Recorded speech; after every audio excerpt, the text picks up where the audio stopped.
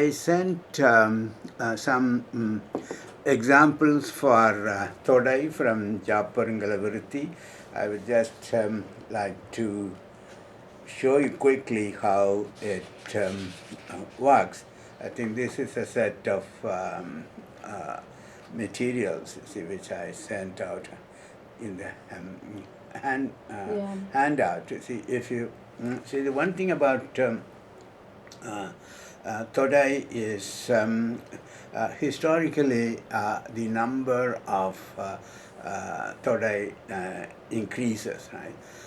So one way to look at it as a historical development, I thought there is another way of looking at it as a kind of one representing minimalist theory and another representing a maximalist theory.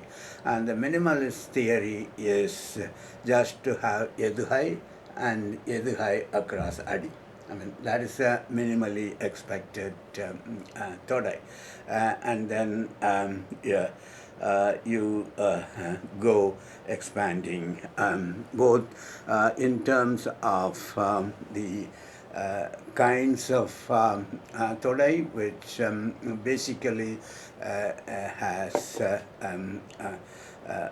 5, which are called Yeduhai, Monai, and Yebu. And these are actually the slots or locations. Yeduhai is Mona is the first letter, Yeduhai is the second letter, and Yebu is concerned with the final seal. And then to which are added Arabadai, which is not a slot as such, but it what fills the slot, and also the Muran Thodai. So this 5 could be expanded into 7 or more. Another aspect of the minimalist theory is that these Thodai would be in the first seal. Right? I mean, that's the minimal. Then you could have it in all 4 seals in a standard word. And also the another minimalist thing is that the first seal across a D would be in pairs, 2, 1, 2, 1, and 3, 4, like that. And the maximalist would be to have this Thodai in all the adis of a poem. Right. So if you take the first one, it's Mavum Pullum Vadivayir Padara, Mani Virinda Puvum Kumba, Malai Todutta Kodayum Kamala, Malai Vanda Vadai, Mayon Innir Purathiruttatre. Right. Here you could see that the first one it's a Monai, Ma, Ma, and Ma, Ma, Ma. Right. So this is the I think this would be part of a minimalist theory. Later on, this extends to include what's called Varka Eluthu, that is, you could have the consonant and all vowel combination. So you could have. I'm sorry, Professor. Yeah. Yeah. Go ahead. Can you tell which handout? Yeah. Which handout are we looking at? Yeah, it is the one I sent. I think last one. It looks like. Is this like the this. Thodai Vahai, Moran Vahai? Yeah. But right. we No, it is Moran Vahai I sent this time. It is the previous one. The one which previous. is Monai Adi. I think it's so called the Tohai illustrations. Tohai Enikai or something. Tohai illustration. I mean, I'm talking about the folder. Yeah, right. It has a name Tohai in it. I would find it. Thank you. Yeah, Tohai Nikkei, right? It's called Tohai Nikkei. Yeah. Yeah. Okay. You got it? Because I was confused that it was the same of for last time. So let me see. What is the page number? This is 40. 139 and then 140. Yeah. First one is 139. Yeah. So that's what just now I read to see with morning example. Yeah, this Mavum Pullum Yeah. Vadir Yeah, Padara. right. So that is the one. Yeah, she Yeah. found it. Right? Okay, so it's in the email with the title Tohai Vahai Illustrations. Yeah. Okay. So this one. Can somebody send that to me, because I I will forward this to you right away. Thank you. Yeah. This one is an example for Monet across lines. You could have Monet across lines or across C's. And this example is for Monet across lines. This would apply to any todai.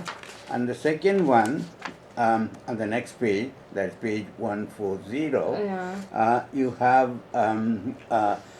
Monet across C's. Right? So when you have across C's, the slots have a pattern, right? So so you don't have to have todai in all 4 C's. Okay. Right? So you could have some pattern. The first one is inai. So inai is adjacent C's. So if you have Monet or any todai, we are exemplifying with Monet. So if Monet with is adjacent C's, it is inai Monet todai, right? Right?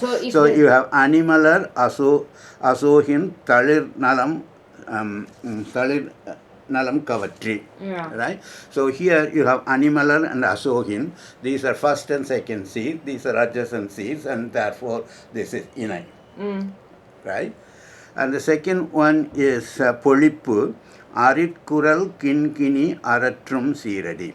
Here you see in first and third seed. Right? So that's called polippu. I mean, the etymology doesn't give anything, but this is the name they give for that. Right? So 1-3 would be polippu. And then the next line is ambar kodinji nedundir agatri. So this is the first and last seed. So the first and last with a gap in the middle is called oru. See, this is the oru todai. This is oru monai todai. And then the next one is ahand alhul amnun marungul. What is left out is the last one. You have monai in the first seed. So so this is called kure, right? And then you have Arumbiya Kongai Avvalai Amathon. See, you have 1, 3, and 4. Right? So this called Merkaduvai, which I have called in that note as blank on the left. Right? So if you have the twos break in the middle, and the next is Avirmadi Anaya Tirunudal Arivai. So you have 1, 2, and 4. 3 is blank, right? So that's called Kil Kaduvai. This is a blank on the right, and the Mutru is Ayilmel Anukki Ambalathu Amarnda. So you have Monet in all 4, right? So so this would be called Sir Monet. The area is called Adi Monet. Yeah, okay. So the next one is an example for Yeduhai. You take the second verse in that, with the title in Sevenba, which is okay. Wadi. Okay. What is the page number? This is page number 143. Okay. Right. It would be the second, third attachment. Yeah. In that one. So that is a page number 143. Yes. Right. So this is okay. Madiyirkan Nirmal Malha Valpurutkat Sendar. Then you have Kadiyar Kanangulai Kanargol Katil, Idiyin Murakkanji Yin Kavul Velam, Pidiyin Purat Tahita Kai.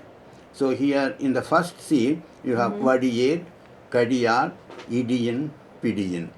So the D is the second letter, which is recurring, and this would be an Adi Adi in Yeduhai. So yeah. Adi, see, it is, okay, it is said that it would be preferred one that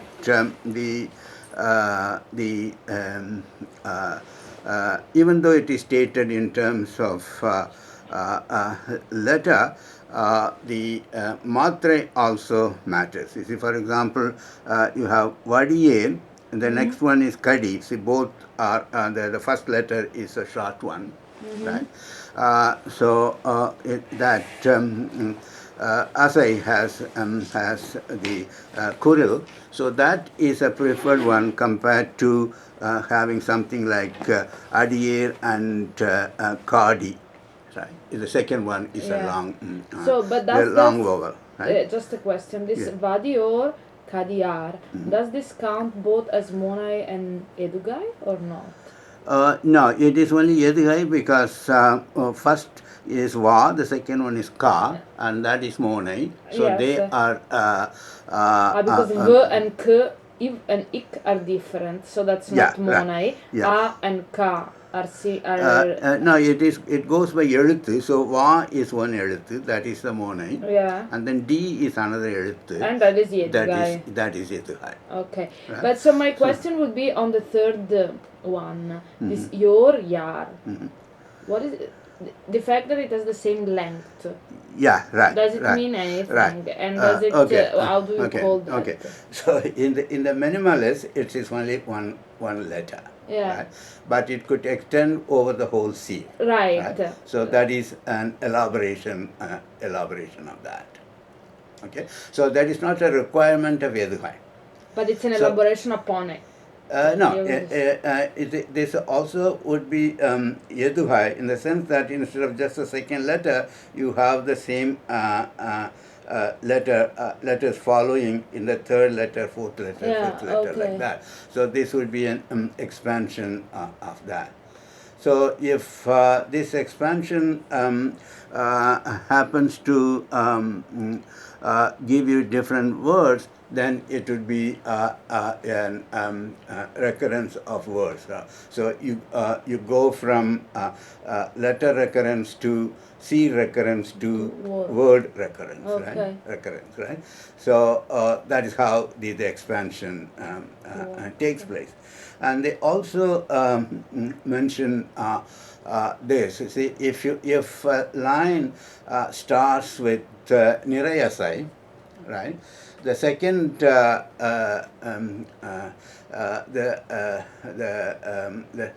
second letter of Nirai would be the slot for Yeduhai. Right? So Yeduhai and Monai would be in the same Asai. Right? But if the line starts with Nerasai, right? So the Yeduhai would be in the second Asai. So you have two physical manifestations of this, and there also they put the condition that when Monai is in the second Asai, that means the first Asai is Ner, right? And the second is also expected to be Ner, right? Ner, Nerai, something like that. So this is further conditioning of the occurrence of Yeduhai, right? So one way to look at this is there is some kind of some kind of aesthetic value scale, right? Say one is a minimal, right? So if you have the other conditions met, and that goes up in value of the sound aesthetics, right? So under Yadhai you have different manifestations. On Mone you have different manifestations, but they differ in terms of their oral value or oral aesthetic value, right? So if you look at the next one, that is page 144 in the handout. Yeah, you got the handout, Sasha? I'm still trying you to, still- waiting for my mail. Okay, But I will okay. have it in a minute. Yeah, right. This is 144. This is Yadhai with Sir. See, the earlier one is with Adi. This is with Sir. See, Ponnin Anna Purisunangendi. Right? So, Ponnin Anna. So, first and second Sir. So, these are adjacent Sir. So, this would be Ina Yadhai. Right? So the same way as we looked at for Monet, you have the different variations in the pattern. So you could think of four seeds, and various combinations are possible, or various patterns are possible. One is inai, 1, 2, or 3, 4, right? And then 1, 4, and then 1 and 3, and 2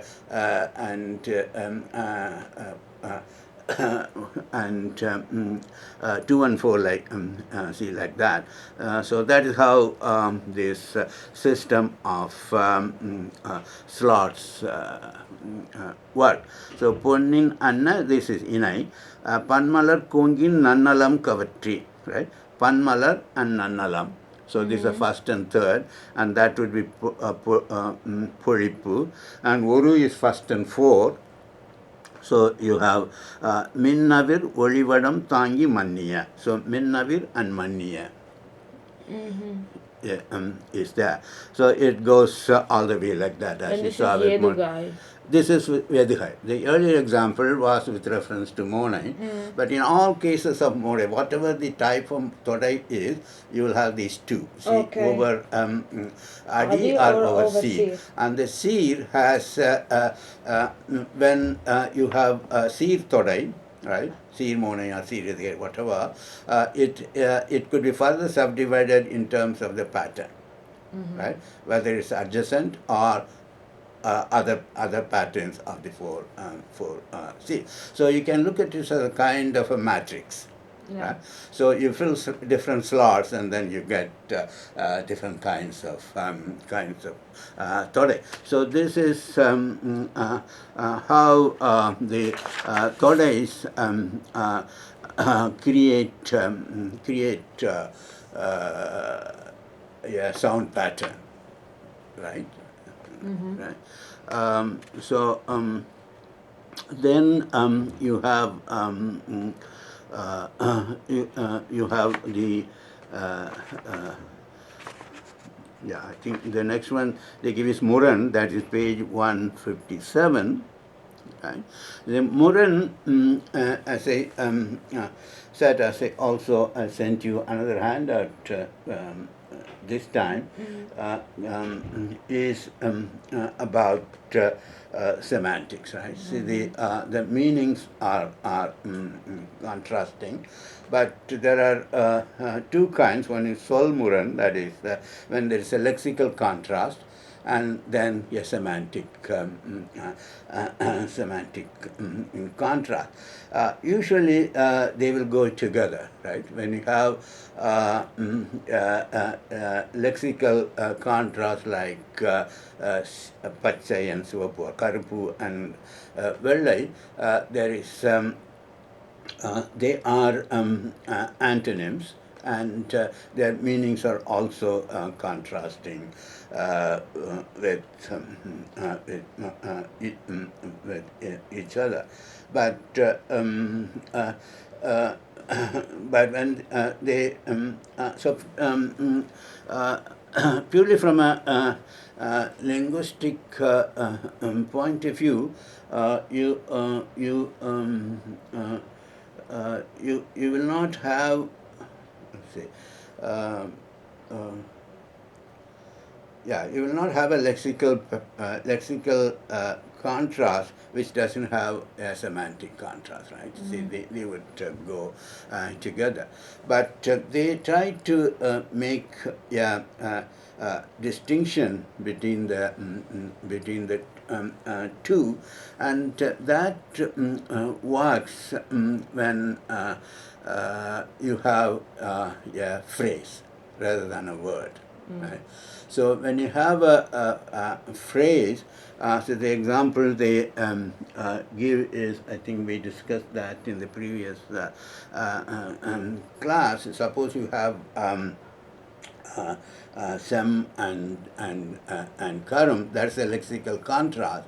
But when you look at from the point of view of the head of this phrase, it is not used in the sense of the color red and green, but it is used in a metaphorical sense.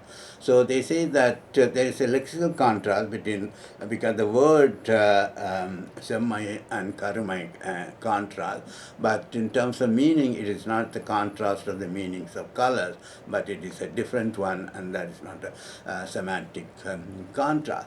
So, so if if you take out, okay, so the other one they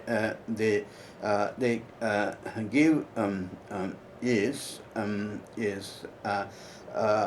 when it is a contrast between a phrase and a single word. Right? See the example which I in that see the okay. So if you look at the handout which I sent this time, see the first one is from Tirukkural, Tunburum Tuvamai Illahum Yarmattum Inburum Insol Avarku. Tunburum, Inburum would be both lexical contrast and semantic contrast. The same thing with the other one, Adakkam Amararul Uikum Adangamai. This is in the Seer, right? Adakkam and Adangamai are lexically contrasting in terms of negative and also in meaning. And then when you come, the next example I have given is Sevver Sei Thirumanam Marutta Karuvit Kanavan Varivalar Ilare. Right? So here you have Sevvel and Karuvel. This Karuvil, this also would satisfy that there is both lexical contrast and semantic contrast, because I'm sorry. So this would have a semantic contrast because veil and will belong to the same semantic class, and therefore there is a contrast. Whereas this sev and karu is a lexical contrast. But it's not semantic, because the Seville is not about a red sphere but about straight sphere or something like that. And the Karuvil is also not about a black bow, but it is it's about a killing bow or something like that. So the meaning of these modifiers are different from their lexical meaning, and therefore it is an example of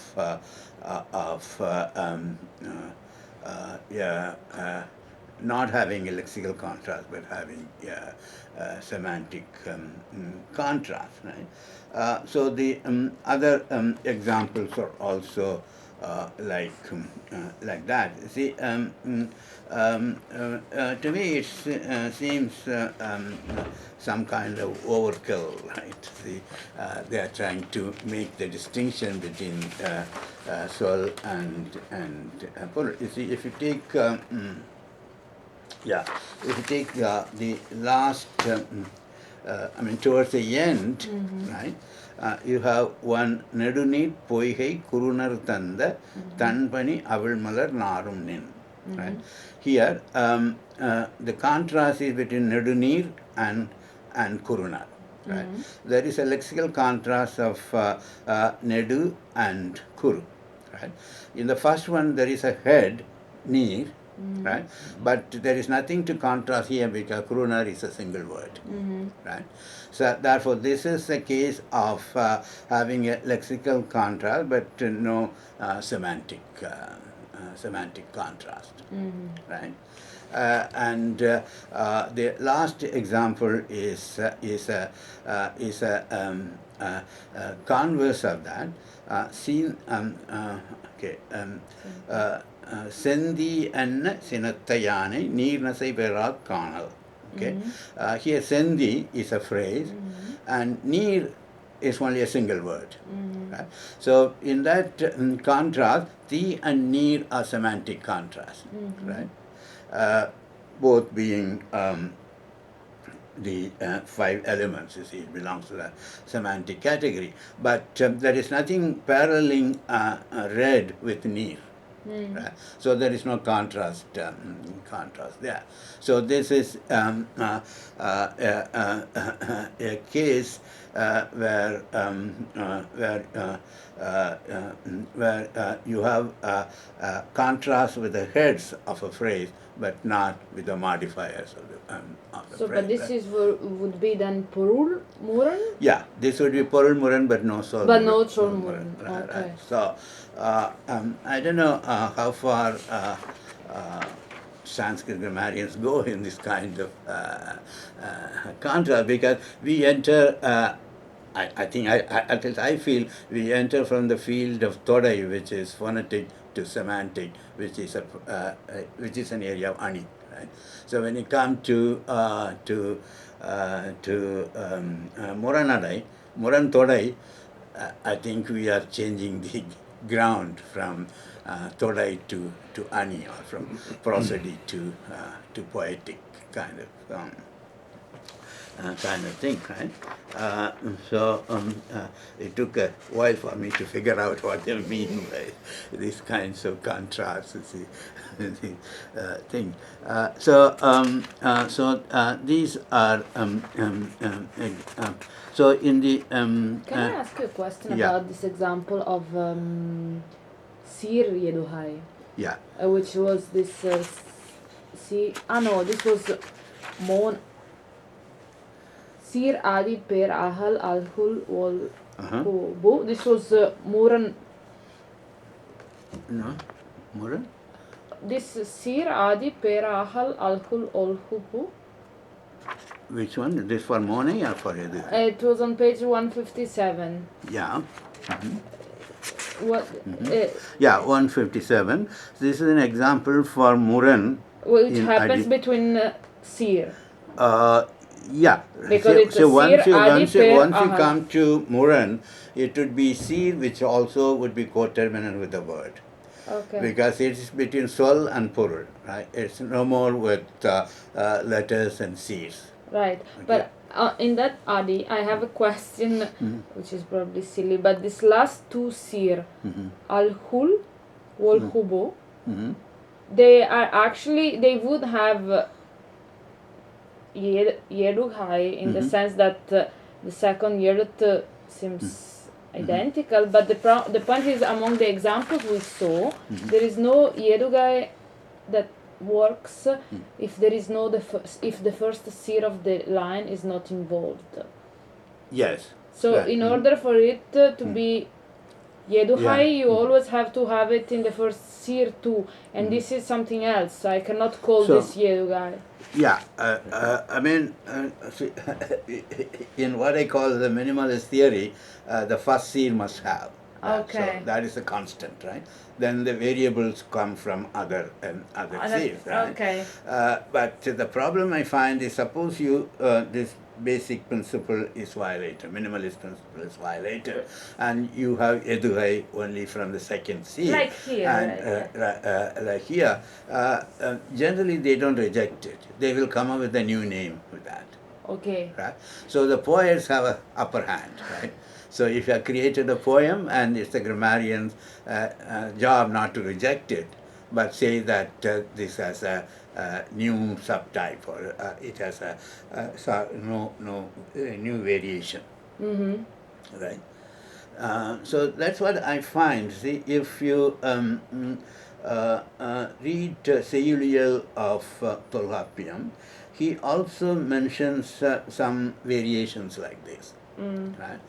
But these variations at the time of Yapurangala Virutti, maybe even earlier, are treated like varieties. Right? So variation to varieties is a major change from Tolkapiam's times to the later. So once you identify each variation as a variety, then you have to give it a name. Right? So that's what happens. Otherwise, you could have a simple rule. This is the base rule, and you could have variations in that, right? So that's not the way they do this. That's why you have abundance of names of the types, right? And then the page 169. That's an example for Arabadai. So the example, the verse you have is ta ta marai malar ulakki poon kuvalai podarundi, right? So here you have Arabadai recurring across lines and also across sea, right? Right. You see it throughout. If you have the theory suggested that there is a scale of aesthetic value, then it see, when they say that when they say that having more todais like this, it's both in Adi and Sir and all Adis and all Cs kind of thing, increases Osa inbam, right? See, it is phonetically more pleasing, right?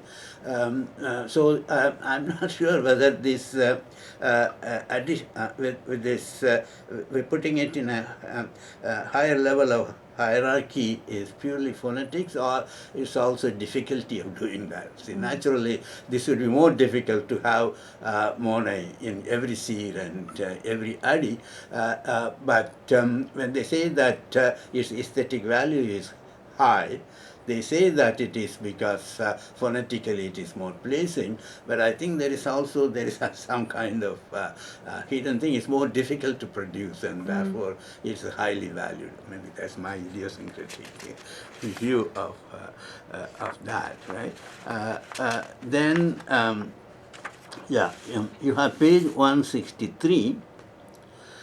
You have Yaibu. Right? Page 163, you take the final seer, ends in Sura, Vara, Taha. Right? So it's both Arabadai, which is recurred, and it is in the final fourth seer.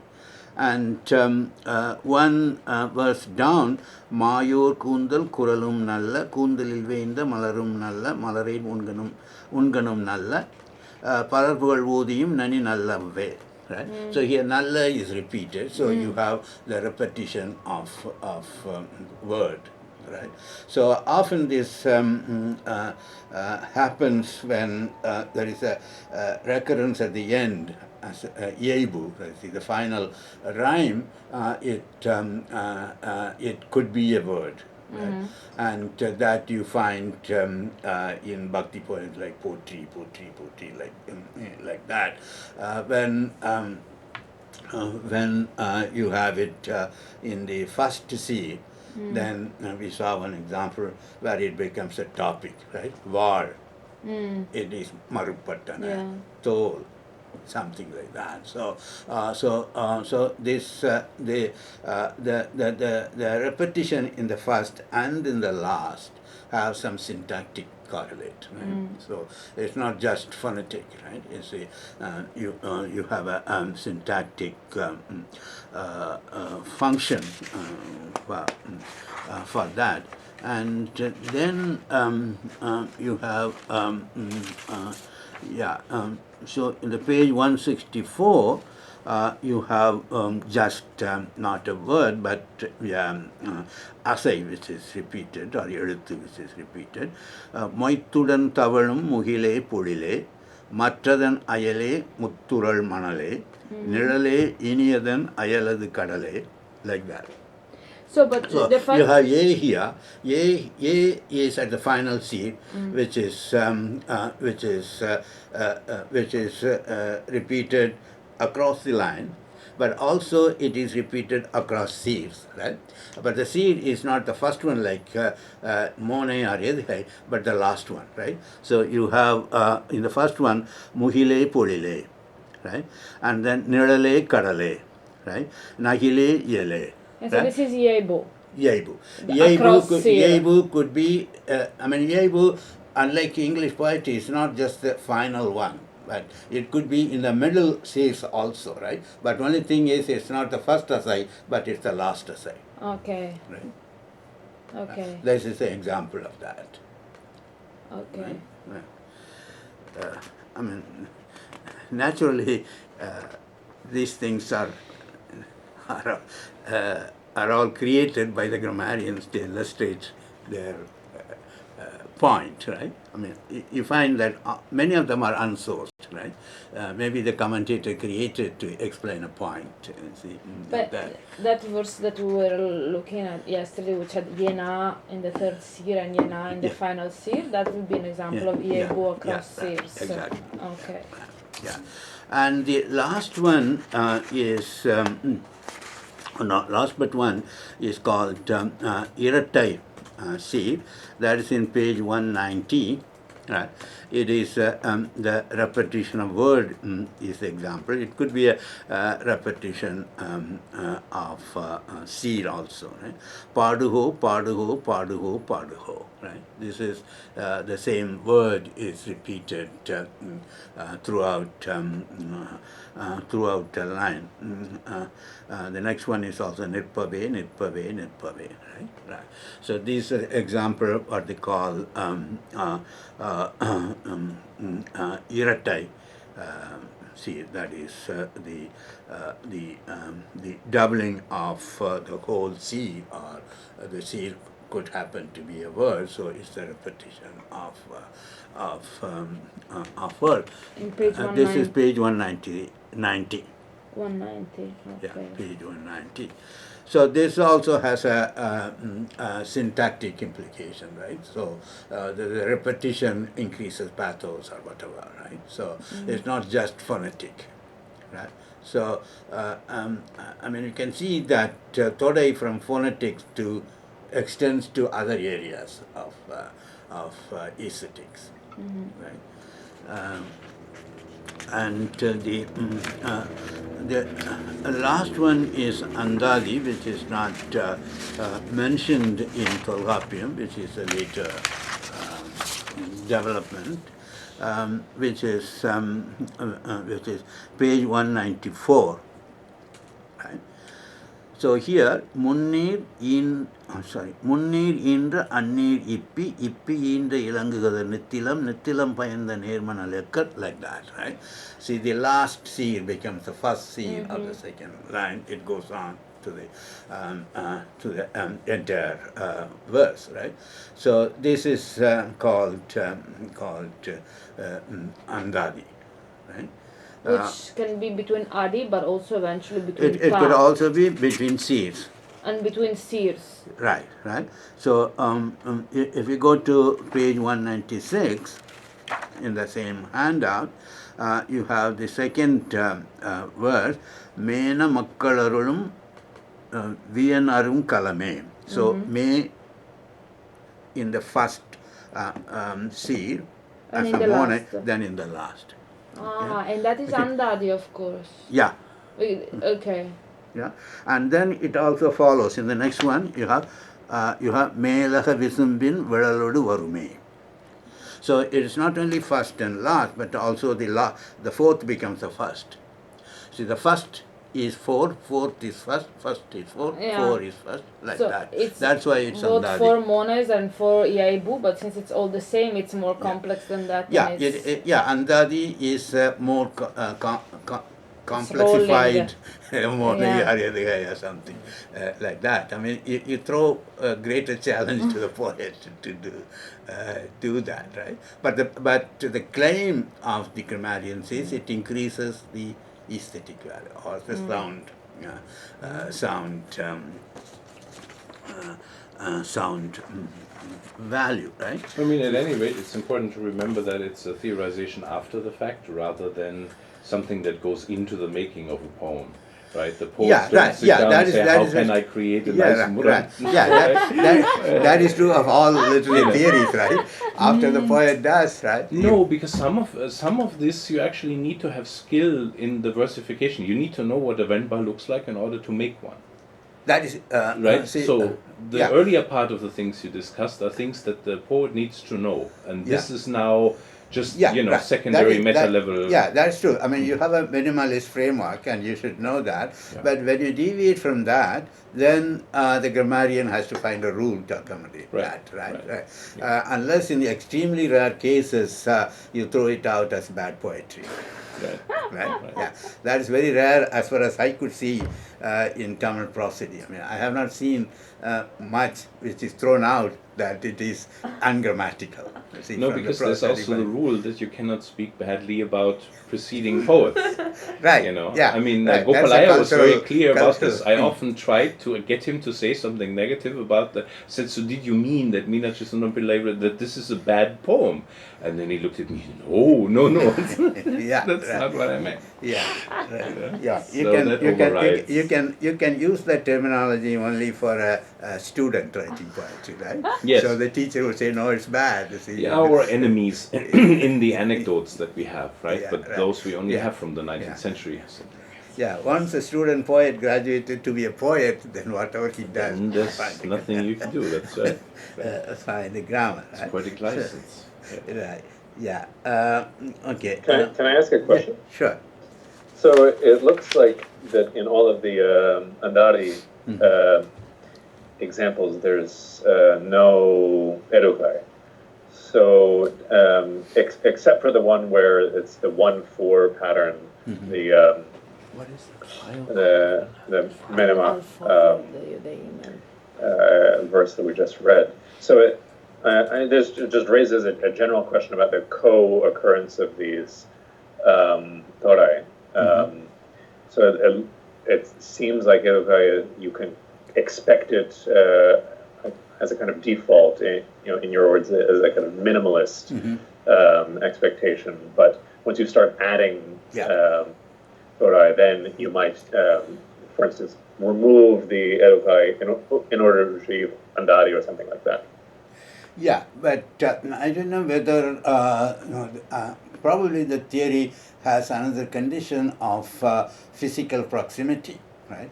So if that is there, then you cannot have Yeduhai to be part of Andadi, right? Because you have to first has to be physically proximate to the, the last seed should be physically proximate to the first seed, whereas Yeduhai, something intervenes, right? The physical proximity is lost. So my guess would be that in Andadi, the physical proximity is also a condition. I guess the other point is that it would be, it would impose an additional constraint on the kind of, if you have to have the erukai at the second position and throughout the entire verse, then that imposes a constraint on the kinds of words that can repeat. Yeah, right. Yeah. Yeah, I mean, it would constrain the creativity aspect of poetry. I mean, that does happen when you have the other conditions like Chitrakali and things like that. I mean, the formal aspect of it takes over the spirit of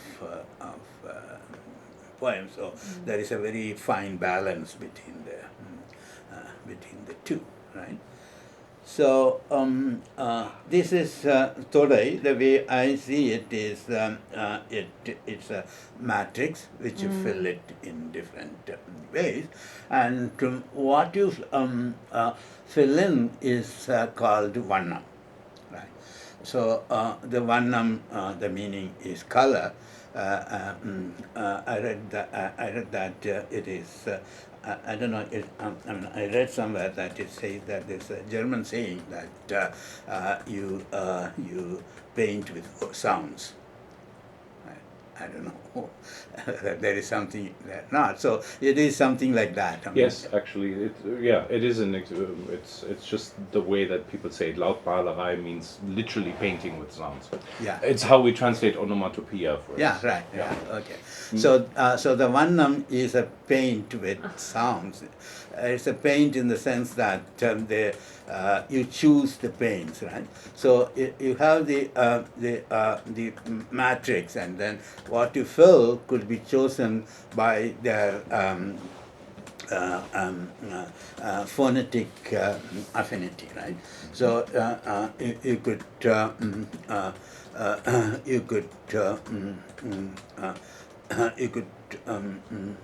choose that see all I mean all monae are Yedigai are stop consonants in this in the whole poem, like that, right? From the point of view of the grammarians,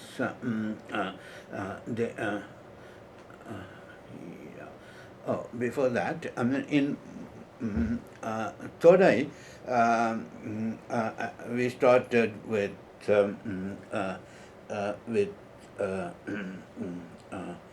five, that is Monai, Yeduhai, Yeibu, Aravadai, and Muran, right? Then they added Andadi, which is that. Then the other one they added is called Niral Nirai.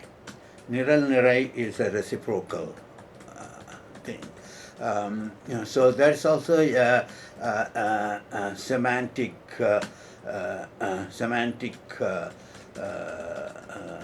relationship, right? The example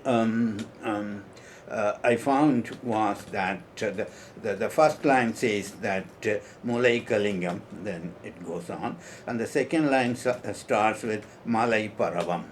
Right? So the first line says that garment wrapping the breast, that's the relationship, and the second line says the sea wrapping the mountains, right? So this is a semantic relationship. The first semantic relationship is reciprocated with a different kind of object in the second line. So this is called Niral Nirai. And the another Can you repeat the example? It was so Mulai it is Mulai Kalingam, and then the line, and then Malai Paravam. Paravam. Paravai is the ocean. Right. So, but this semantic relationship is not even expressed. It's implicit. Yeah, it is so implicit. you don't have. You actually need to understand that this is what's happening to the breast and the ocean, but there is no verb that tells No, you that. no. I mean, the one line describes the breast and the other line describes the hills. Yeah. And then you see there is a relationship between the two, right? I mean, I said that the point I'd like to Beautiful, make is that even when you take Murandarai, right, there is a lexical contrast, right? So at least some phonetic element is involved. When I say Tunbam, Inbam, or as in the Tirukkural, Right, exactly. there is a phonetic contrast. But once you come here, it's purely semantic. Right, but I must say that in this specific example, there is also some phonetics that I wouldn't be able to describe, but saying Mulai Kalingam and Malay Paravam, No, maybe also has a... No, you do have, but that is an Edugai. Yes. Yeah, it has an Edugai element, but the relationship is not phonetic. What you call Niral Nirai is The not a Niral phonetic Nirai, yeah. relationship. As a lexical contrast, it's a phonetic relationship between the two words, right? So it's purely semantic. That's what I said, that Todai over a period of time has moved from sound to meaning, right? So I think that's a big shift, see, in the theory of prosody. This doesn't seem to have gained traction, because it was hard to find an example of this. The other one, they say that, okay, Mone and Eduhai, you could also have the third letter recurring. Okay. Right. So that is another expansion of that. That also didn't gain traction, but so they remain in the periphery of the Tamil theory, right? Okay. Now coming back to Vannam, Tolhappier simply says that Vannam Nalaindahum Vanname, or something like that. So Vannam are 20. Right? So what he means by 20, according to Ilamburanar, is we have this 5 todai into 4. The 4 would be 4 seeds. Right? So you have 5 todai in each of the seeds. So that 4 into 5 would give 20. So you had 20 slots you could fill paints with, right? You could put the words of phonetic content, right? Then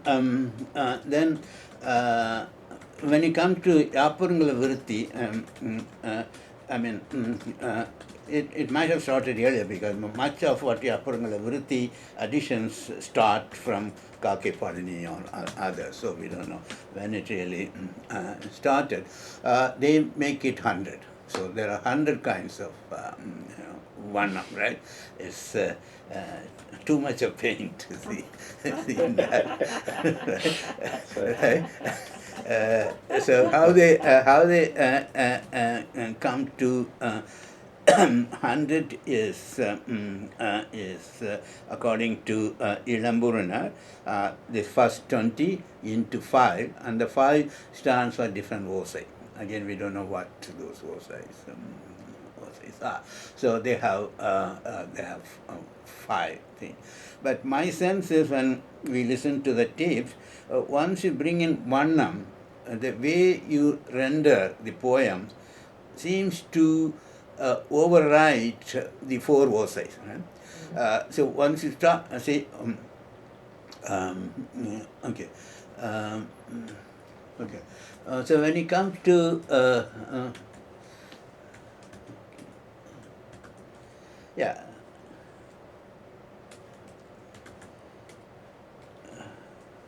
Okay. Yeah. Okay. The 5s are not different voci. The 5s are Kuril, Nedil, and then 3 consonant sets. Valaduthu, Maladuthu, Naladuthu. Right? So depending on that, you make it 100. So it's just jugglery with a number, right? Instead of okay. So once you have that, suppose you have a Varnam where you have a needle in all the C's, then you start to sing it with some emphasis on the needles, right? And in that process, the overarching asarya marks, that is lost, right? At least my guess is that when Varnam gets importance to that, I think that also contributed to the loss of the Osais, which were defining the poem. Okay, and that would be the relationship between Varnam and rhythm, actually, of the poem. Yes, when you were saying exactly. it. Yeah. Okay. Yeah. Can you have the rhythm and the Varnam variation within the rhythm? I mean, whether Osai and Varnam go together, or whether Varnam imposes because of this use of a certain type of earth in its own rhythm. I mean, at least the belief is that Osai continues. Right? Yeah.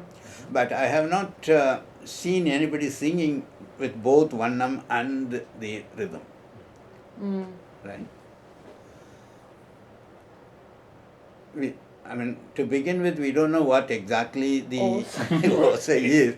And then to that you add that you have this kind of Varnam variations into that. So we'll just listen to some Varnam recitation. You will see that you don't have anything. So last time I gave another handout, which is examples of Varnam from Thevaram, Gnanasambanda's Thevaram. So it's called Rhyme on Mount Kailash is the first one. Yes. Yeah, Pattaravu, right? Let us listen to that, how he sings that.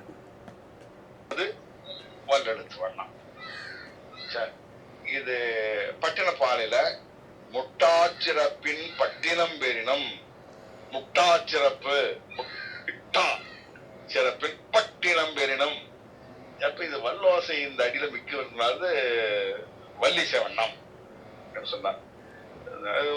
அதே மாதிரி திருமுறை ஆற்றுப்படல முட்டாட்டாமரை துஞ்சி முட்டாட்டாமரை துஞ்சி இது வள்ளி செவண்ணம் சொன்னார். பிற்காலத்துல இதுவே அந்த செய்யுள் முழுவதும் பயின்று வந்து விட்டது. இத உரையாசிரியர் வேறுபாடு பார்த்தோம். என்ன சொன்னாங்கன்னு சொன்னா, அது இந்த செய்யுள் முழுதும் பயின்று வந்தால் அது அது அந்த மாதிரி செய்யுள் முழுவதும் இது போல வல்லோசை அல்லது மெல்லோசை இது போல பயின்று வந்து இருக்க இது மிக அரிது, கடினம். அதனால இன்னாதென்று கருதி இவ்வாறு செய்யுள் முழுவதும் வல்லோசை பயின்று வருவதை மிரைக்கவி என்று சொன்னார்கள். So there is a name for it. மிரைக்கவி சித்திரகவி. மிரைக்கவி என்பது சித்திரகவி. இப்போ தொல்காப்பியர் காலத்துல, சங்க காலத்துல ஒரு அடியில ஒரு செய்யுளில ஒரு அடி அல்லது 2 அடியிலே ஒரு சிறிய அளவிலே பயிலப்பட்ட இந்த வண்ணம் என்ற உறுப்பானது பிற்காலத்துல செய்யுள் முழுவதுமாக பரவியது, செல்வம் முழுவதுமாக இருந்தது. So as he says that Tolkappiyam, I mean in Sangam you have this what's called Varnam is only in one line, it doesn't go beyond one line. Later the whole verse has this kind of Varnam, and that is reflected in Tolkappiyam also in the sense that in his sutras about Varnam, he just gives some names, there is no explanations or things like that. So I think Varnam becomes more important in later times, and also probably that coincides with the time when the verses were set to music, right? அத உரையாசிரியர்கள் மிரைக்கவி அல்லது சித்திரகவி என்று சொன்னார்கள்.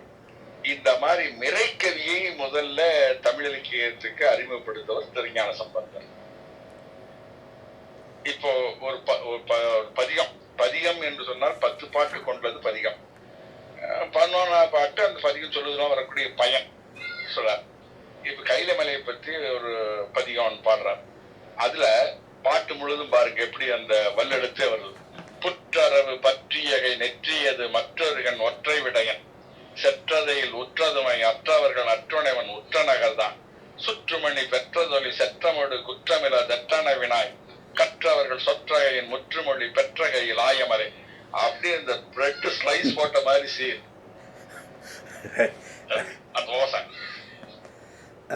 So here I don't see any of the osai, the rhythm on the kind. He emphasizes the hard consonants. In that. புற்றரவு பற்றியகை நெற்றியது மற்றவர்கள் ஒற்றை விடையன் செற்றதையில் உற்றதுமை அற்றவர்கள் அற்றுணைவன் உற்ற நகர்தான் சுற்றுமணி பெற்றதொழில் செற்றமொடு குற்றமில தெற்றனவினாய் கற்றவர்கள் சொற்றகையின் முற்றுமொழி பெற்ற கையில் ஆயமலையே. இது வல்லிசை வண்ணம். மெல்லிசனம் மெல்லெழுத்துக்களே பயின்று வருவது. அது ஒரு இந்த சங்க இலக்கியத்துல 500 பாட்டு வரிகளை மேற்கொள்ளா காட்டினாங்க. பொன்னின் மன்ன புன்னை நுண்டாது மணியின் மன்ன நெய்தலங்கழனி. இது மெல்லோசை பயின்று வந்தது. இது மெல்லிசை வண்ணம் என்பது. இதே கைலாயமலை பற்றியான சண்மந்திர பாட்டுல சிங்கவர மங்கையர்கள் தங்கன சங்கை நிறை தங்கமரதோய் எங்கள் வினை சங்கையவை எங்ககள வங்கமொழி எங்கு முழவாய் திங்களொரு நுங்க ஒளி விங்கி விடு தொங்கலோடு தங்க வயலே கங்கையோடு பொங்கு சடை எங்களிரை தங்குகையில் ஆயமலையே. மெல்லோசையே போறாரு. இது மெல்லோசை செய்யுள் முழுதும் இருப்பதனால இது மிரைக்கவின்னு சொல்லுவாங்க, சித்திரகவி. If you want to look at it, that is under the title Vadavari Kolapuli. In that it is the third verse. The first verse is also all. I think he sings that also. It's all with idayeluthu Vadavari Kolapuli Keelapuli, and then the next one is Mellaluthu. இப்ப அதே மாதிரி இடையெழுத்து பயின்று வருவதுக்கு அது இப்போ சங்க இலக்கியத்துல சொல்லும்போது சங்க பாட்டில் ஒரு மேற்கோள் காட்டுவார்கள். வாழ்வெள் அருவி வரைமிசை இடியவும் கோள்வல் உழுவை விடரிடை இயம்பவும் லகர லகர யகர ரகரங்கள் மிக்கு வருவதனால இது ஈபு வண்ணம் என்று சொல்லுவார்கள். இடையெழுத்து மிக்கு வருவது ஈபு வண்ணம். இதே இந்த கைலாயமலை தேவாரத்துல ஞானசம்பந்தர் பாடுறார். பரியதிரை பெரியவனல் வரிய ஒலி உரியதுடைய வரிசையுடையா வரியவளை அரியகனி உருவினோடு உருவினவர் பிரிவில் நகர்தான் பெரிய எரி உருவமது தெரிய ஒரு பரிவு தரும் அருமை அதனால் கரியவனம் அரியமறை புரியவனம் மறுவுகையில் ஆயமலையே. That's way down on that. Jnana Samandar. See, if you go through that Singavarai, 1, 2, 3, 4, 5, 6. Yeah, Pariya. Yeah. The next one he doesn't sing. That is Melladith, the nasal. The next song I couldn't identify where it is. But so he gives the names to all of this Vannam, right? Yeah. So it is by the recurring phonetic recurring phonetics. But do we have some treatise in which these are extensively classified like that, or is this just the common knowledge? No, it is mentioned. It is mentioned in Aprangalavirthi. Okay. Yeah, okay. So it would be, but they also use the term Isai here. Yeah. Right? I mean, Isai and Todai are sometimes used synonymously. Okay. So here it is Isai. Clearly, it is about sound, right? And the interesting correlation is that these are called Pasuram, right? So from Pa we come to Pasuram. Suram is music. Right? So when it comes to Pasuram, then you have all these kind of Vannam. Right? The example he cites from Sangam, which is still Pa, it's not Pasuram. You have only one line, 2 lines, something like that. Right? இனி பாட்டு முழுது நெட்டெழுத்தே பயின்று வருவது. Yeah. So, wow. இல்லாட்டி நெட்டெழுத்தே வருவது. அது வந்து புறநானூறு பாட்டு ஒன்றும் உதாரணம் காட்டுவாங்க. ரொம்ப அருமையான ஒரு பாட்டு. அதாவது தலை சொல்வா, போருக்கு போன எல்லா குதிரையும் திரும்ப வந்துருச்சு, எங்க தலை போன குதிரை மட்டும் இன்னும் வரல அப்படின்னு சொல்லுவா. அது பாட்டு ஒரு சோகம். எல்லாரும் வந்தாச்சு, என்னுடைய குதிரை மட்டும் வரல. அப்ப என்ன, தலைவன் அங்க போர்க்களத்தில் இறந்துபட்டான் கருத்து. மாவாராதே மாவாராதே எல்லார் மாவும் வந்தன, எம்மில் புல்லுளை குடிமை புதல்வர் தந்த செல்வன்னூரும் மாவாராது. என்னுடைய மகனுக்கு பெற்றுக் கொடுத்த என்னுடைய கணவன் தலைவனுக்கு புல்லுளை குடிமை புதல்வர் தந்த செல்வன் ஆகிய என்னுடைய கணவன், அவன் ஊர் மாவாராது. இந்த பாட்டுல முதல் வரி மா வா ரா தே, மா வா ரா தே, மா வா ரா தே, மா வா ரா தே. இந்த முதல் வரியில 4 சீரும் நெட்டெழுத்து பாண்டது. அது வந்து நெட்டெழுத்து பயின்று வருகின்ற வண்ணம் என்று சொன்னார். இது பிற்காலத்தை மிரக்கி வருகின்ற பொழுது, பக்தி இலக்கியங்களை வர்ற போது, ஏதமேல பூதமோடு காதத்துவன யாதி முதல் வேத விகிதன் கீதமோடு நீதி பல ஓதி மர வாது வயல் நாதன் நகர் தான் தாது போதி போது விட ஊது சிற மீது துளி கூதல் நலிய காதல் மிகு சோதிகளர் மாது வயல் கோது கையில் ஆயமலையே. பாட்டு பூரா நெட்டெடுத்தது, மிரைக்கவியாக வந்தது. இனி நெட்டெழுத்தும் குற்றெழுத்தும் ரெண்டும் பயந்து வருது பாருங்க. அப்ப குறிஞ்சி வண்ணங்கள் குற்றெழுத்தே பயந்து வருது, நெட்டெழுத்து இல்லாம கடைசி பாட்டு முடிகிற போது மட்டும் நெட்டெழுத்து வரும். பாட்டுக்கு நடுவு பூரா குற்றெழுத்து வரும். அது குறிஞ்சி வண்ணம்னு சொல்றாரு. அதை வந்து ஒரு உதாரணம் காட்டுவாங்க. புறநானூறு வரி பாட்டு தான். குரங்குளை பொழிந்த கொய்சுவர் புறவி. குரங்குளை, உலைன்னா பிடரி மயிறு, அதை சிசஸ் வெட்டி இருக்கக்கூடிய பிடரி குதிரை. குரங்குளை பொழிந்த கொய்சுவர் புறவி. இது வந்து குறிஞ்சீர் வண்ணம் அணிந்த பாட்டு, அணிந்த அடி என்று சொல்வார்கள். இந்த குறிஞ்சீர் வண்ணம் பாட்டு பூரா இருக்குது. குறவங்கம நறுமென்குழல் அறிவை அவள் வருவ பொருவங்கரி வடவென்றதன் உரிவையுடல் அணிவோன் அறவும் மலை உணலும் இளம் அதியும் நகு தலையும் இரவுஞ்சடை அடிகட்கிடம் விரிநீர்வியல் ஊரை. இது அந்த ஓசை பாட்டப்பதான் அடையும். சும்மா குறவங்கம. Stop here. So I think he has one more song. So this is one up, right? So you see if you have the analogy of color, see, one is with red and another is with green and something like that. So, but Varnam is predicated upon the fact that certain sounds provoke certain reactions in the people who listen, right? So hard sounds mean something, and soft sounds mean something else. But this is something that people listen to, and I guess people who are like at ease in the language guess that this sound is supposed to mean this or that. I mean, let's say there are certain universal, a lot of hard sounds say something to me, but a lot of ra or this or that, I wouldn't be so sure. Yeah, I think part of it, or most of it, is cultural. I mean, it's not universal, right? The hard consonant express war, right? In Tamil, you find it in Kamban and others. I don't know how universal that is, right? So it's like onomatopoeic words. I mean, it's sound symbolism, but it's culturally inflected. Right. While Lord is a dog, see, that's the Tamil way of looking at the barking of the dog. Whatever is smooth. I mean, these are all, I think, cultural. So again, we don't have anything written down about this. I mean, do people think about if you want to write a war poem, you put a lot of ka or like... No, I mean, you have you have critical essays about these things, but it's a sort of circular. You take a war poem and then they say and that this is how you make a it's war not poem. So it's not. There is no independent evidence to say that hard consonant create harsh feelings. Right.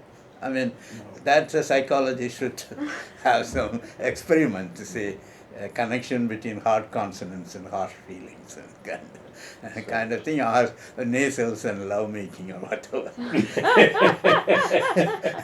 Whatever it is. But so far, Tamil psychologists have not taken up this project. I was just curious. So I have two questions. Yeah. So, one is following on Margarita's question is about.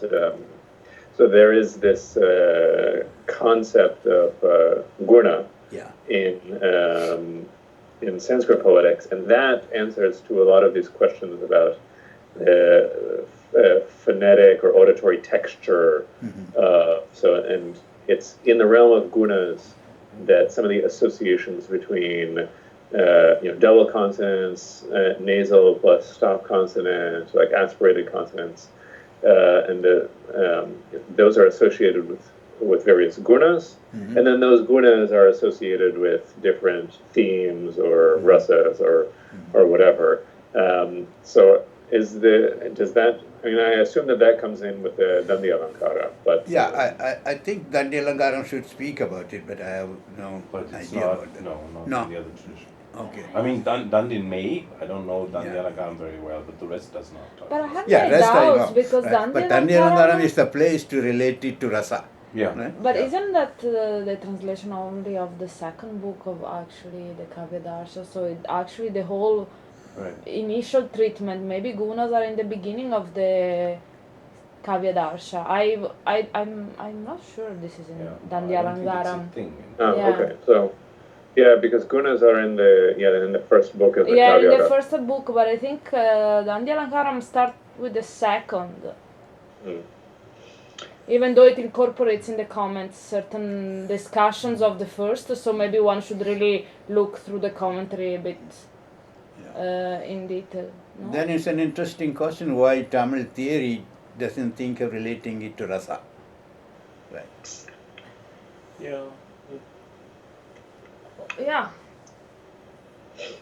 Well, there's a general kind of rasa phobia, so people just you don't think of things in terms of rasa, right? I mean, it's like, people did in the 19th century, but not in traditional poetry. And I mean, the classification here is, interestingly, is again, it's purely scientific in the sense that the classifications of Vallinam and Mellinam are actually those of the Yerutarikaram. Yeah. Right? So it's really just hard sounds which we have already phonetically identified can produce this kind of Vannam, but it doesn't speak about the psychological effects. Right? And there's no theorization that this produces a certain response of any kind. Right. It's purely linguistic classification, but not further. Yeah. So, and the second question was about the rhythm of these varnam. So,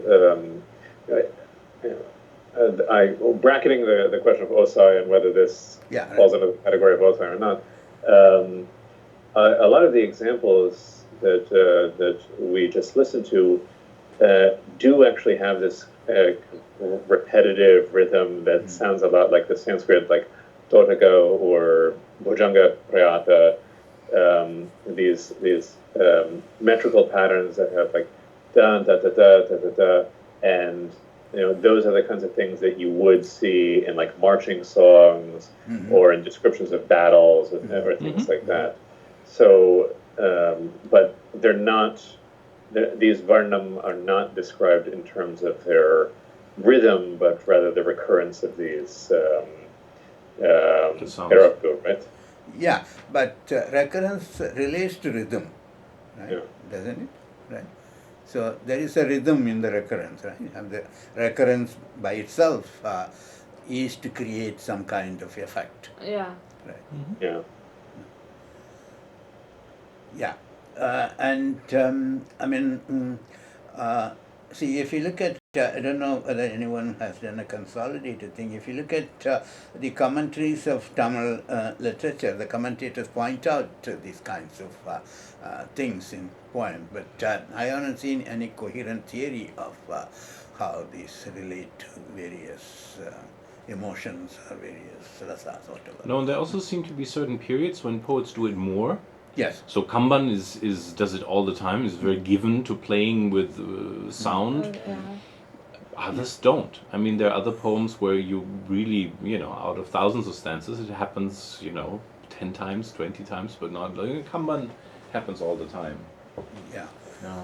So you would say Shinkanban, then not it is that an much. individual poet's choice, right? I mean, to a certain extent. Or, there seems to have been a fashion at certain times, maybe. I mean, it's also not, Kamban is part of the whole, larger opening towards Sanskritic things. So who knows? I mean, who knows how much, if there was a Kamban, how much Sanskrit he knew, and or she. Yeah. And Yeah. Okay. But in the 19th century, does it become completely standard that the poem should have a lot of this? No. Or do we also have like Vannam deprived yeah, absolutely. poems? Yeah. Yes. No, a lot don't have. I mean, they don't. I mean, there's always a Vannam that ensues automatically. Right? Yeah. But it's not composed according to the Vannam. Okay. Yeah.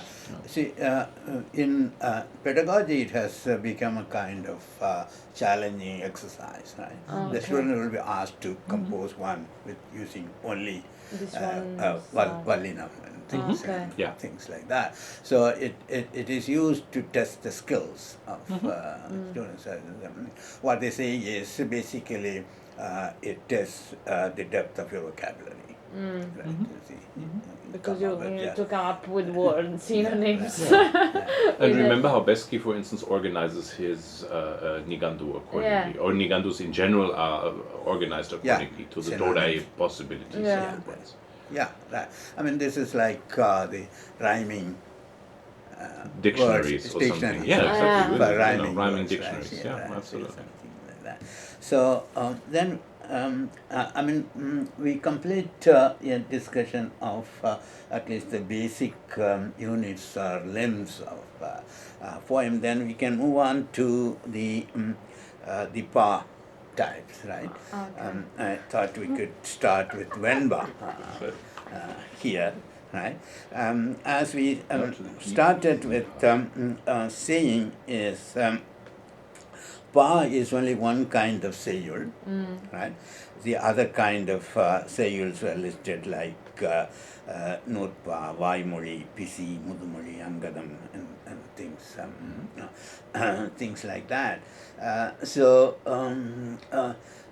if you ask the question, is there any commonness between non-pa sayul and pa sayul in terms of the prosodic features we see? I mean, certainly certain things are not expected in the other things, right? I mean, certain things you find if you take proverb or riddle, having this Yedugai Mone is a common thing. But as far as I could see, they don't follow Tare. Right? I don't think the sutras follow Tare. Okay. Right? Even Yedhai Mone is there, but that's not a requirement. See there. So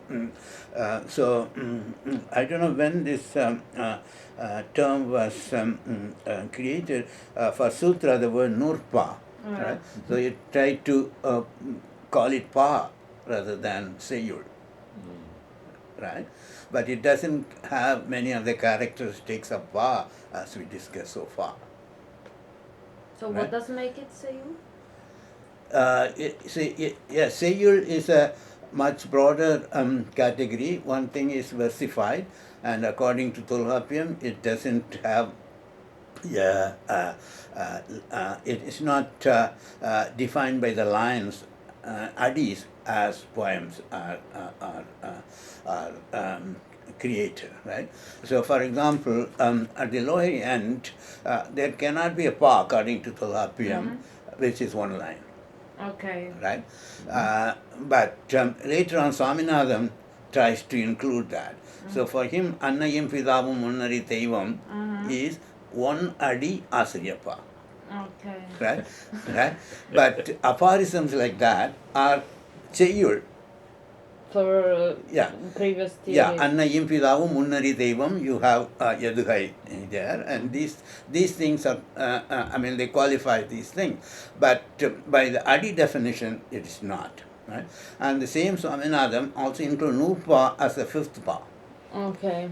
Right? So there is a different way of looking at that. But from the Tolkapi's conceptualization, pa is only one kind of sayur, and whatever we saw so far, not all of them would apply to all sayurs. Right? Some would apply, some won't apply. Right? So this. Okay. There are 4 types of poem called Pavahai, which we all know, Asuriam, Venba, and Kalipa, and Manjipa, right? So there are relationships between these poems, which we'll see later. The first is what differentiates one poetic type with other. So what differentiates one type of poem from other types of poem? I think there are 3 features. One is the length of seed in an adi, which is measured by the number of asai. So whether it has irasachir or movasachir or narasachir, etc. So see, the length of seed is one factor. For example, in Asiriyam, you would have irasai, see, not movasai and things. And longer one. The second criterion is the presence of what's called urichir. The urichir is a chir which is privileged for a particular pa. See, for Venba, you have the kai chir, which is a 3 assay chir, and so presence of that would also help you to determine that. And the third criterion is the length of adi measured in terms of the number of seeds, right? Where you have irisi ready, muchi ready, nachi ready, and like that. So one is the length of seed, and the other is length of adi, and the third one is special chiefs like uri chief, which would define a particular poetic type. So these are the 3, and overarching defining feature, as we have been seeing, is osai. So the osai would differentiate all 4 with a specific type of osai for each of them. We have already seen Venba is sepal osai, which is like the osai of question, answer, and question, which is like these all of these have some relation to folk poetry. So this is they say that Vallaipaattu, where you are pounding something, one woman asks a question, the other one answers that. That kind of osai is called sepal osai. And Asiriyappa is Ahaval osai. Ahaval osai is calling. So you are calling somebody, which would be a kind of, they say it's open-ended compared to the sepal osai. So that would define Asiriyappa. And Vanjippa is Tungal osai. Tungal is hanging. So the sutra, Tolkapi Sutra defines it seer atru, right? So the osai breaks in seer. That's one understanding of that. So you can imagine swing which is hanging from one end to the other end, then it comes back, right? So it's not like column, it goes on like this, right? It's kind of swinging, and that is for Vanjipa. And then Kalipa is Tullal Osai. Tullal Osai is some kind of frolicking, I mean, jumping up, going up and down, up and down, up and down. You see, so that is more like surfing, right? Go up and down, up and down, up and up and down. So this is the overarching feature. And the one interesting aside is that Tolhapium doesn't mention the name of Osei for Venba, right? Which is Sepalosei. He simply says that its Osei is not the Osei of Asariyappa. Right? So he defines it negatively. So it led some scholars to argue that, I mean, there's a lot of discussions about the historical antecedents of these, I mean, relationship between the four poems. So, so one argument is that this sutra suggests that Asariyam is the earlier one, and Venba came later, so he is defining it in contrasting with that. What is not Asariyam is Venba. Tolhapya Sutram itself points out some relationship between the parts, and see, this Asariyam and Vanji have more common features, and Venba and Kali have some common features. We'll see when we see these different parts how they relate each other. Already we saw examples with that Syriac at Pirine. In Asariyappa you have Vanji Adi also, right? So there is a kind of close relationship with that. See, one fact about the history of this pa is that the number 4 seems to be constant, right? It seems to be a solid thing, right? There is some resistance to add another pa. And it also follows that there is resistance to have another Osei. There are only 4 Oseis, and everything is fit with that. The later effort when Sindhu came into Sindhu came to the end, there is a resistance to conclude it as a 5th part, right? It's still kind of a limbo, right? Whether it is part of that. And in Tolhapya's time itself, we have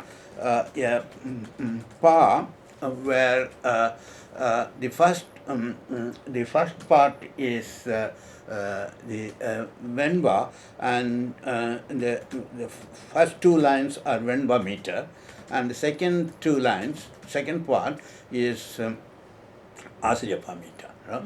So it's a kind of fusion, right? So you fuse 2 meters into one, but this does not make a 5th kind of pa. The fusion pa is not a different pa type, right? So they have a special name, it's called Marud pa, right? The 2 pas have been are something kind of image conflict or something like that. It's a Marud, right? It's either this or that. And Tolhapi himself gives a reason why this is not a separate 5th pa. He says that it doesn't have its own meter. It has either meter of Asariyam or either meter of both. It has both meter of Asariyam and Venba. Since it doesn't have its own meter, it doesn't have its own Osei, and therefore it is not a separate pa. Right? there are only 4 parts for 2,000 years. I mean, that's a long period to maintain a theory, right? Unchanged. You see, that. So even the latest change would be Pudukavidai, right? Which is the 5th Kavidai, but you can also accommodate somehow within these three. I mean, that's a tendency to that. So this part type division is very conservative theory, you see, not allowing any change over a period of time, right? Okay, if you take, let's take Venba first. See, as the name suggests, it is white pa, and the Tolkapia's name for it is Venpattu, right? So part 2 later on comes to mean something with music, but in his time, part 2 and pa are the same synonyms like pattu pattu, etc. Right? This pa come to be associated with caste also, right? Yeah. So this is later on. I don't know when, which century, must be very late. It's considered to be a Brahmin pa, right? Pure, right? So white stands for purity. Yeah. So, it's called purity because this is the only it's the only pa which doesn't allow mixing, right? So all other paths we have mixing of talai and things like that. But one path which doesn't allow any mixing is this pure path, and that is Venba, right? You could immediately see that the Asaryepa origin from folk, where there is more flexibility and fluidity. Here it's the Pulavar's path.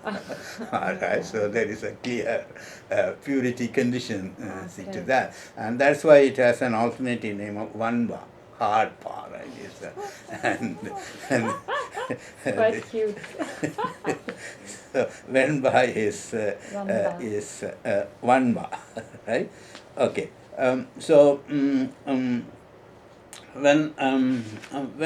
Whenever we look at a pa type, I think we can still use the earlier notion of minimalist versus maximalist, right? So there would be a minimalist in the sense that would be taken as the standard. I don't think the describing it as ideal won't fit. I mean, it's a kind of standard. Others are described in relation to that, right? So that kind of standard would be the minimal. When it comes to Venba, the minimalist position would be it would have 4 lines, right? And it would have 4 C's, right? 4 C's, and it would have Irasaichir, that is the Yerchi, but it also allows one Muvasaichir, that is ends in Kai. Okay. Right? So that ends in name. So it's basically Yerchi. There are both kinds of Yerchi. So in Venba, you will find both what's called Machir and Velachir, right? So anything that ends in Ma would be Irasai, and ends in Ma, and Velachir would be Irasachir, which ends in Nirai. Everything would be found in Venba. In addition, you have a Muvasachir, which ends in Ner. So that would be, the seed types would be Temangai, Kuvilangai, Karuvilangai, Pulimangai. All these 4 would be seed of Venba. So this this see the Yerchi is generic, right? It's found in all poems, right? But there are certain seeds which are specific to poems, and this Muvasai cheer are, let's say, as is easy to include the whole gamut, the Kai cheer. When I say Kai cheer, it means it's 3 asai and ends in nail. I mean, that's the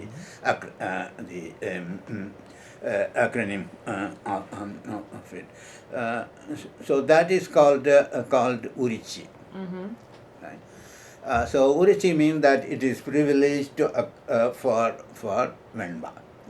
So what it means is that when you find this Urichi, Kaichi in other parts like Asariyappa, then you have to talk about mixing. Right? So nobody would talk about mixing when you see Yachir in Asariyappa and Venba, right? Because that is generic, that's universal. You see, it comes in any pa. But the Urichir would trigger that you have a mixing. Yeah. So, so the theory would not say that Asariyappa also allows Kaichir. It says that it mixes Vensir. Okay. Right? So that is the significance of theory in having this concept of Urichi. Okay. Then so far the features of Venba are 4-line. That is, the name for 4-line is Aravadi. Right? Aravu is Aravu stands for standard measure, right? When you say that Aravu Lama Sapara means going beyond the standard, right? So that's the standard. So Aravadi is the standard, and then it has North Cheer, that is 4 cheers, and 4 cheers, and each cheer could be Yer cheer or Kai cheer. That is the characteristic of Venba. In addition, there is an extra feature, which is the last line of 4 lines would have 3 Cs. So it's shorter adi compared to the other one. And an additional condition is that the last C of the last line, that is the shorter line in Venba, would have Uriyasai. Uriyasai would be Nerbu Nerebu. Right. Because Asai also you have this Yelasai and Uriyasai. So you will have Nerbu and Nerebu, right? The canonical form given in the commentaries is Kasu for Nerbu and Pirapu for Nerebu, right?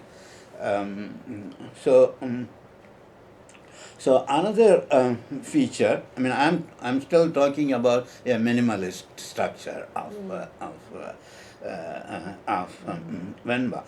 Another is the 4th seal of the second line.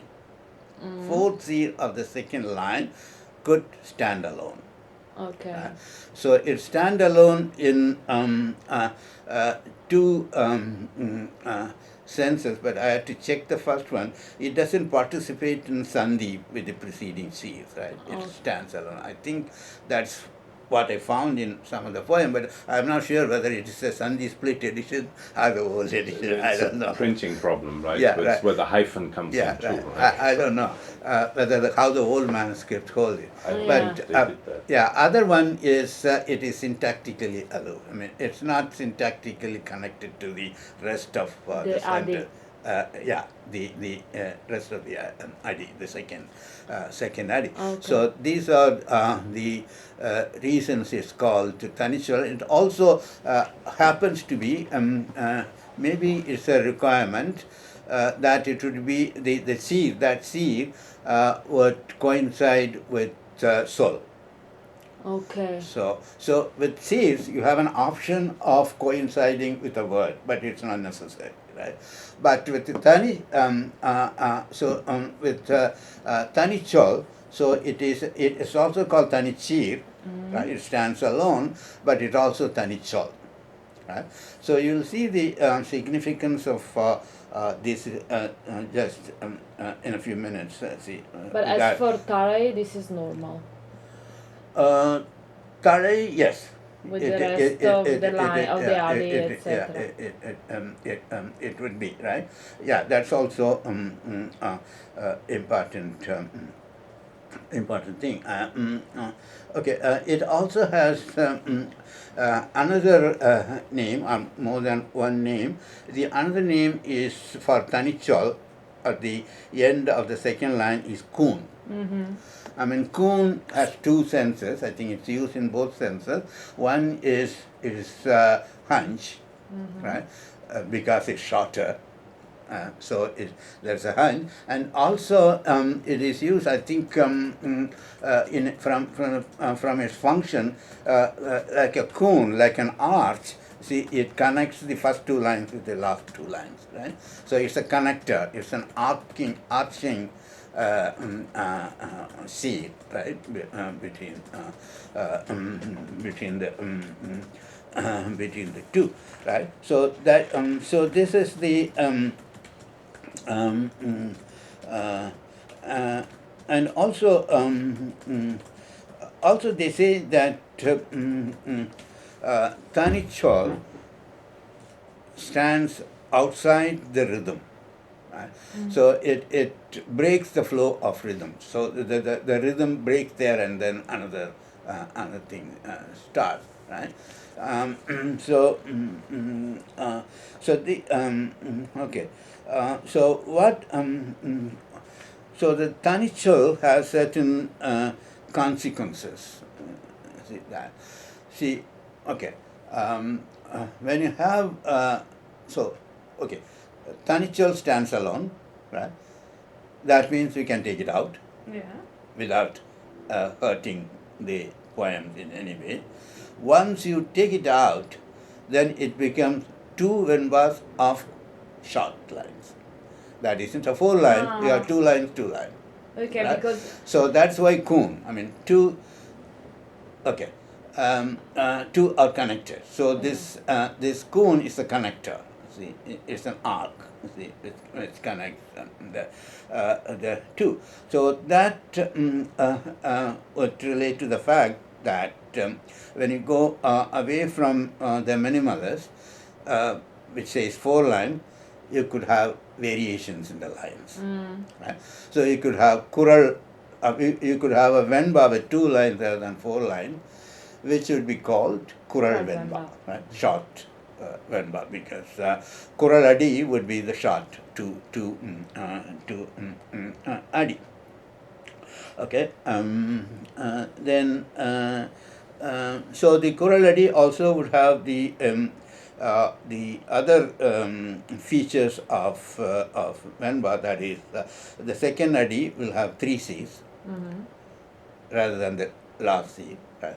So first line would have four C's, and second line would have three C's, and you have the two, right? And so when you break, okay, there are two ways of looking at this. One, there are two kural venbas. You combine them into one normal venba, adding a tanichal in between. The other one is, there is a normal venba, and you break it into two, right? When you okay, so in the first one, okay. In the first one, when you okay, when you add a tanichol, from 2 Kural Venba, you might have a Talai problem, right? Right? So the last seed of the second line may not collocate with the Tanichal you are choosing. So they allow some tinkering. Okay. So they say you can add an aside to make your Talai work. Okay. Right? So that is the name Asu. Asu. Okay. Asu. Asu has a meaning of a powder which the smiths use to connect two metals. Right? It's a kind of soldering or something like that. So you could do that. So you have that freedom of adding an extra assay to meet the requirement of Talai. So and you would add this extra assay between the third seer and the Tanit Shol in a way that this would be Ventale. Yeah, right. So this would be a problem because we said that the last seed of the second line would be Nerbu or Nerebu. Yes. So that might create problems for Talai. Yes. Right. Right. Even if you treat it as Ner and Nirai. Okay, because the third seer of not only the fourth but of the second line is also Kural Venba, it would be like that. Right? Okay. So you need some kind of cement. Okay, to work through that. So they call it Asu. I mean, it's a kind of metallurgy you have to do that. You see, otherwise they don't stick Together. Together, right? So that okay. Okay. So this would be yeah, okay. So this takes us to Talai. So the Talai for Venba is Vendanai. Right? It has 3 Talais. One is between Yerchir, between Irasachir, which is heterogeneous. Right? If Nindrasir, that's the first one, ends in Ne, the Vandasir should be in Nirai, right? If the Nindrasir is in Nirai, Vandasir should be in Ne. So this is a heterogeneous requirement. But when the Urichir, that is the Kaichir is there, the Nindrasir has Kai, that is Ne, and Vandasir should have Nirai. Nirai. So, sorry, Ne. It should have Ne. So there it is a homogeneous thing. So this is the feature of Talai with Venba. As I said that this is very very strict, right? Very rigid. You never, not only you don't allow other talais, that's one aspect of it, you never break talai. Okay. Right? So the Venba is intolerant of breaking talai, and now you know why it's called Venba. Right? So, and then basically there are only 2 options then. Either it's heterogeneous between Yer Sir, or it is a Talai in Neir. Because the only Urichir which has 3 assay that is allowed in Venba is a Kaichir. Yeah. So it must be forcibly followed by a Neir assay. Yeah. Okay. Right. So this would contrast with Vanjichir because there the Mosechir would be Kanichir, and there you would have the Nirai. So okay, these are the basic, the minimalist thing. So now, what are the variations you have? The variations. Let's say the first one would be in terms of the number of adi. Right? So they say citralai and peralai. Citralai is the lower boundary and peralai is the upper boundary for that. And the lower boundary is 2. Right? You cannot go less and 2. I mean, that's the definition of par, so par doesn't go below below 2, right? And some grammarians, they cite Palgayanar, puts it at upper limit. Upper limit, the normal one is 4, right? But in the later work, you find it 12. Yeah, Venba could run up to 12 lines. 12 lines. Yeah, 12 is the parallel, is the upper upper limit. But others, like some Palgainer, puts it at 7. Right? 4, 7, 12. Right? Yapparangalakkarya is very liberal. It doesn't put any upper limit and leaves it to the poets. Right? So you could have any number of lines. So this is one variation. So that already we saw that it gives you Kural Venba. Yeah. That is the short Venba. And if you have 3 lines, it's called Sindhiyal Venba. Sindadi is 3. Right? So, but when we have something of 3 lines, we repeat the pattern of the first line twice, and then we have a Muvasai Adi. Yeah, I'll come to that. Okay. I'll come to that. But you could have 3 line Venba. Okay, that's, yeah. Okay. 3 line Venba. You could But what also. are the examples for 12-line Venbas? I have to check. Yeah, I don't think I've ever seen. I'll check. Because they're also conveniently 3 times 4 lines. Yeah. Right? So, Yeah. So when you have 4-line Venba, it has a special name which is called Samanilai Venba. Equal.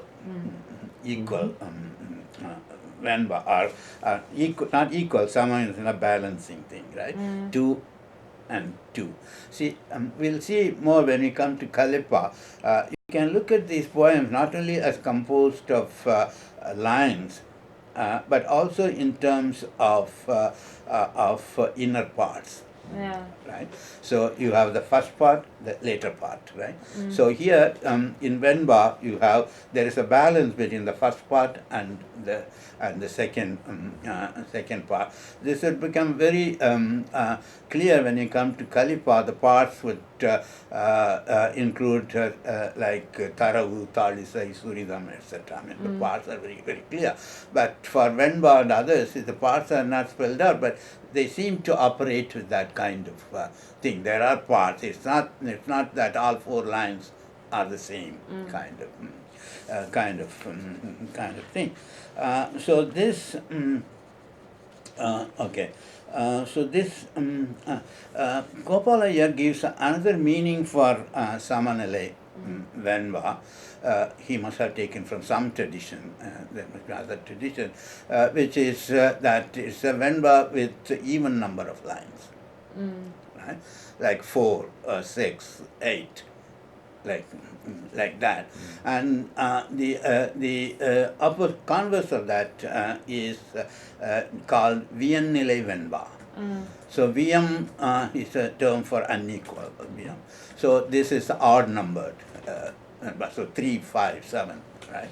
So that would be Viennile Venba, right? Okay. Okay. So so this is why the number of lines, right? From 4 you got 2 to 12 variation, and then when you come to number of C's, see 4 is the standard, right? That also could be 3 in fixed context, but it's also possible to have 3 in other places. right? All odd numbers would be 3, right? Even number would be 4. That kind of combinations are also